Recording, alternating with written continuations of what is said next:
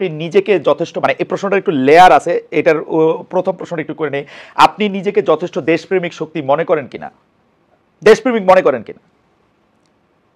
আমি নিজেকে দেশপ্রেমিক মনে করি, তবে এটা হচ্ছে ওকে ফাইন, হ্যাঁ ইয়েস। না আপনি আরেক লাইন বলেন, বলেন বলেন, অসুবিধা নেই, অসুবিধা নেই। না আমি দেশপ্রেমিক মনে করি।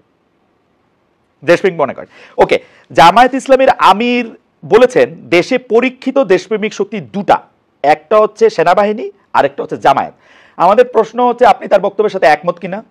দুই হচ্ছে যদি একমত না হন, দেশপ্রেমিক হইতে হলে আপনাকে সেনাবাহিনীর অংশ হইতে হবে অথবা জামায়াতের অংশ হইতে হবে, আপনি কোনটা? আমি জামাত নেতার এই বক্তব্য আমি শুনি নাই। আমি কি পড়ে শোনাবো কোটেশন?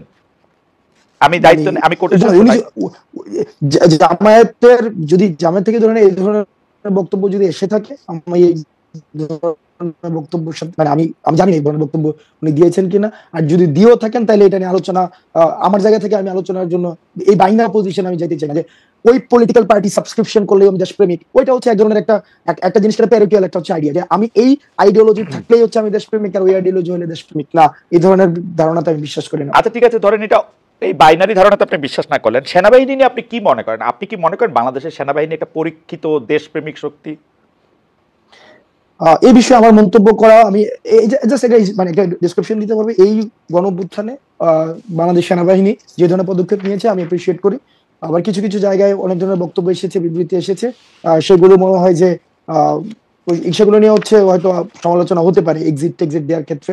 তবে সেনাবাহিনীর যে ভূমিকা রেখেছে তারা 5ই আগস্টের পূর্বে, তারা মানে অন্য কোনো ডিসিশন নিতেও পারতো, দেশের পরিস্থিতি অন্যদিকে যেতেও পারতো, তো তারা সেই জায়গায় যে তৎক্ষণকার সময় যে ভূমিকাটি রেখেছে সেটির জন্য আমি সাধুবাদ জানাতে চাই। তবে সেনাবাহিনীর সার্বিক বিষয় যে এটা লিটমাস টেস্ট তো খালেদ ভাই নাই, এটা লিটমাস টেস্ট আপনি কেমনে করবেন যে ইভেন্ট বেসিসে লিটমাস টেস্ট হয় না যে এই ইভেন্টে দেশপ্রেমিক, ওই ইভেন্টে দেশপ্রেমিক, ওইভাবে দেশপ্রেমিকের লিটমাস টেস্ট নাই। কিন্তু এখন তো ইভেন্ট বেস মানে লিটমাস টেস্টও অনেক বেশি চলতেছে, তাই না? জুলাই আগস্টে করেছিলেন, তার আগে কি করছেন, হাসনাত সাহেব ক্রোড়পত্রে লিখছেন কিনা, এগুলিও তো নানা ধরনের মানে কথা আসতেছে, কিন্তু সার্বিকভাবে জিনিসটা দেখার জায়গা তো, সার্বিকভাবে দেখার জিনিসটা তো আসলে নাই।